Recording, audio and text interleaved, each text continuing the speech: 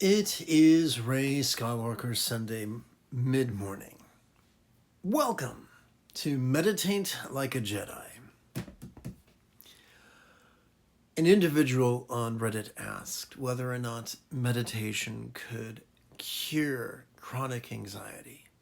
No. When meditation is done correctly, it can help cope with chronic anxiety.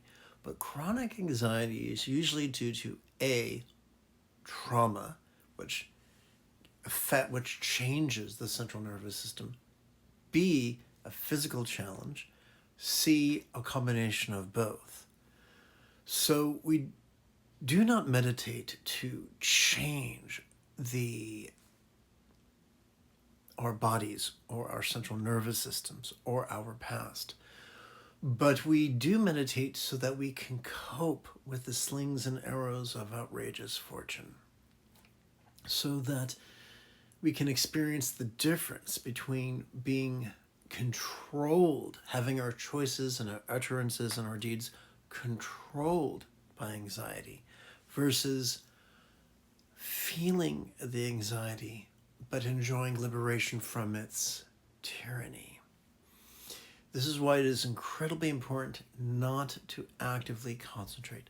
Active concentration exhausts the prefrontal cortex, which triggers the amygdala, which is the seat of anxiety and aggression. True mindfulness is vulnerable, passive, visceral, random, and fleeting. It flows effortlessly from our sympathetic nervous system. It is accessed during our inhalation. The meditation of which Buddha taught is comprised of physical relaxation and mental release. It is accessed through exhalation care of our parasympathetic nervous system.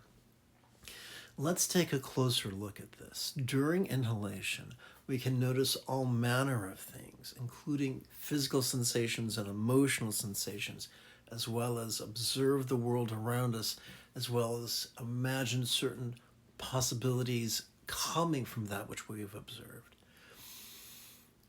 The fundamental duality of Buddhism is desire and dread. So during our inhalation, we could feel our resistance to the presence of that which we dread. During our exhalation, we can find ourselves releasing that resistance. And no, that does not make us into a doormat.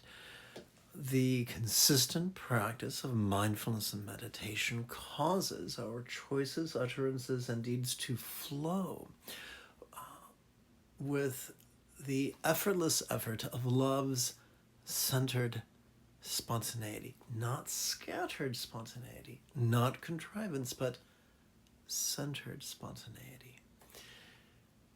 This is the Buddha nature of which those of the Iron Age spoke. That is the Buddha nature which we today recognize as simply being composed of three things: our mindful sympathetic nervous system, our meditative parasympathetic nervous system, and our empathetic anterior cingulate gyrus. Flowing with those things, viscerally, we're able to navigate the chaos and peril of the present moment.